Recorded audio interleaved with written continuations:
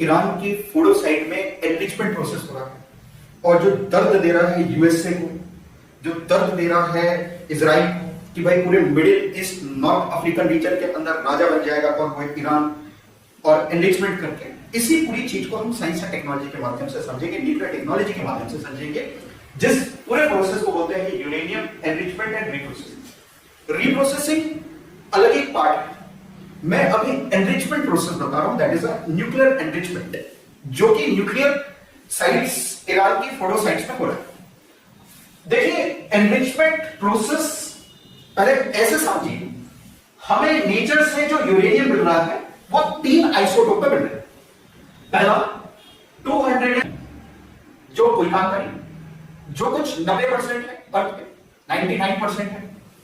दूसरा है 235 जिसकी आवश्यकता है हमें, यही चीज यूज करेंगे हम कहां पे, एनर्जी को जनरेट करने। फिर आता है 234 जो कि बहुत ज्यादा आवश्यकता नहीं।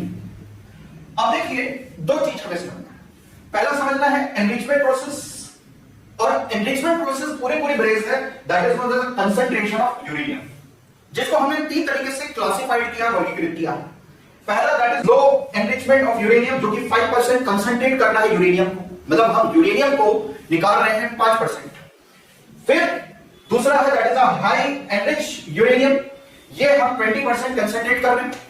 और थर्ड जो बड़ा खतरनाक है, जो कि ईरान के फोड़ो साइट्स में हो रहा है, इसको बोलते हैं weapon graded enrichment of uranium, जो कि 90% हम कंसंट्रेट कर रहे हैं इसको यूरेनियम। ये बात आपको स्पष्ट है? ये जो यूरेनियम है बेसिकली कंसंट्रेट कर रहे हैं हम। अब प्रश्न आता है कि यूरेनियम को आप कंसंट्रेट कैसे करोगे, तो कंसंट्रेशन के लिए हम जो प्रोसेस यूज करते हैं उसको बोलते हैं गैस सेंट्रीफ्यूजन। एक गैस चैम्बर रखा, इसके अंदर आपने एक स्पिन मोटर लगाया, जैसा आपका मशीन कैसे चलता है, वॉशिंग मशीन, वैसे स्पिन करेगा। ये 1 मिनट में 5000 बार स्पिन कर रहा है, आप स्पीड समझिए।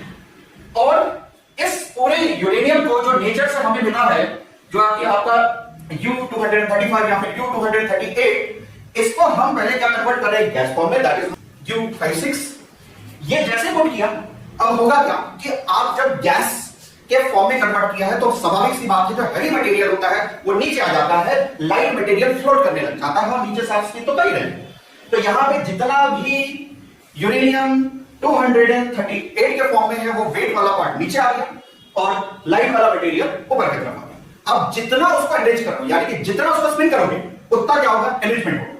जैसे लो ग्रेड यूरेनियम एनरिचमेंट निकलेगा, जो कि आपका यूज होगा न्यूक्लियर रिएक्टर बिजली बनाने। High grade enrichment again multipurpose, फिर उसके बाद